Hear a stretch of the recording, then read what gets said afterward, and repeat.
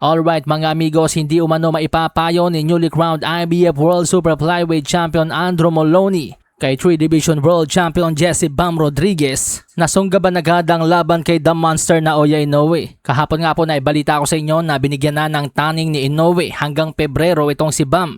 At kung ito ay wala pang planong lumaban hanggang Pebrero, aakyat na daw po si Inoue sa featherweight division. Para sa 35 anyos na world champion mula sa bansang Australia, mas makabubuti kay Bam Rodriguez na pahinugin muna ang sarili dahil nakakaisang laban pa lamang ito sa bantamweight division. Tapos aakyat agad siya ng super bantamweight para labanan ang number 1 pound per pound. It's not a smart move, wika ng Australiano. I don't think so. I think realistically, Bam needs time to grow up into those divisions. He's only had one fight at bantamweight. He now needs to go up to super bantamweight.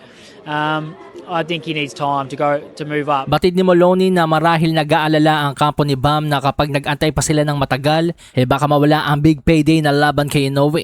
Pero sa ngayon nga daw po, sabi ni Moloney, too small si Bam para kay Inoue. At si Inoue naman ay too big, too strong, at too explosive para kay Bam Rodriguez. But I think they're probably worried that if they wait too long that big fight disappears and they lose that big payday. So they'll rush into it, no doubt.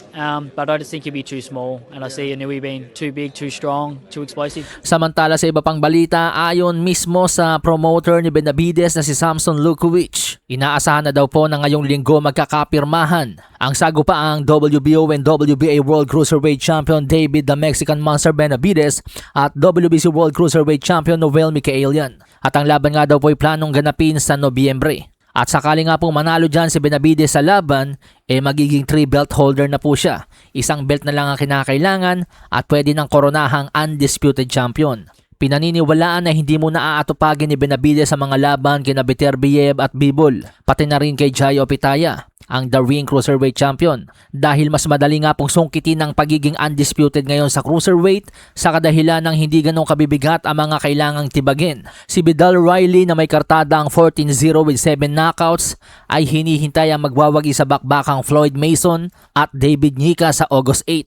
Kung sino ang manalo kina Mason at Nica ay haharap nga po kay Riley para sa bakanteng IBF World Cruiserweight title. Kaya naman kapag nanalo nga po sa Nobyembre si Benavides kontra kay Noel Michaelian, alin lamang sa tatlong boksingerong ito ang kakailanganin niyang talunin at siya ay makokoronahan ng undisputed Cruiserweight Champion.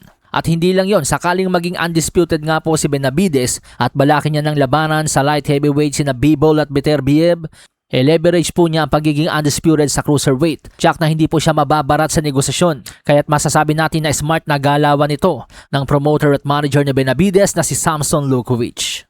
Alasahin ang baraha, patunayan mo sa akin ha. Sino man ang mabunot na kalaban, di ka